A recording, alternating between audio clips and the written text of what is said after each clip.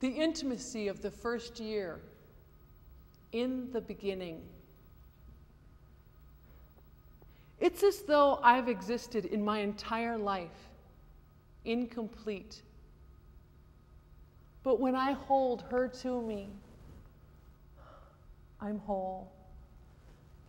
When someone else is holding her, I feel myself lean forward, working up to an excuse for getting her back. But the real excuse? I'm hungry for her. I'm too shy to say.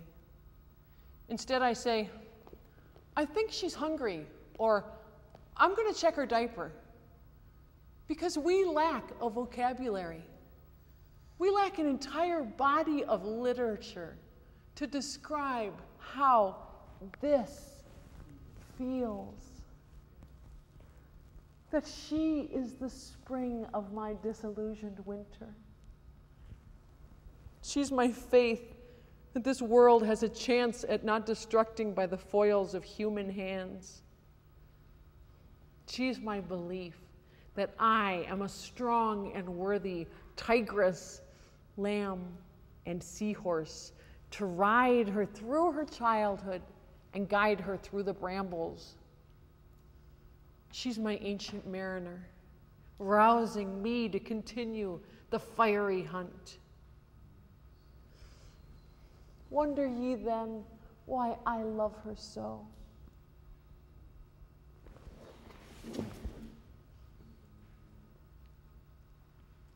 In the middle, 6 months later, she wants me most of all. When someone else is holding her, she furrows her brow and coos a small, worried sound, while obviously pushing away from any torso that isn't mine. Secretly, I lavish in her loyalty. In my den of inner desires, I want her only for myself. She knows me so well.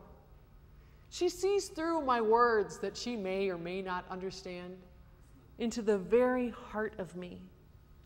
If she sees that I'm feeling impatient as she tarries before nursing to sleep, she cries a piercing, heartbroken cry and lashes into my eyes with her steady gaze.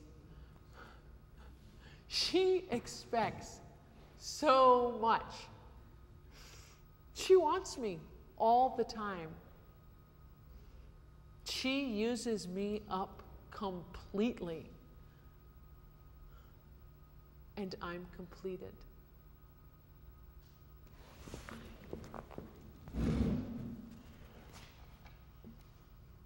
In the end, yet another 6 months passing. Though she has been in the world for nearly a year, she has been existing under the protective umbrella of my constant presence. Within arm's reach, a discontented coo was all it took for me to be right there. Perched on my hip with one of my arms wrapped around her, she has viewed the world like a marsupial, like a kangaroo from its mother's pouch. But now, she's changing. She holds her head more confidently, chin out, eyes searching with an intent interest in all that's occurring around her. Now, sometimes when I hold her on my hip, she sometimes pushes away, wanting to go down onto the floor and crawl across the terrain herself. Now my joy is her discovery of grass between her fingers, or finding out what's just around the corner. I defend the dramatic nature with which I describe this change. Please, attempt to absorb my description of her as one meeting me.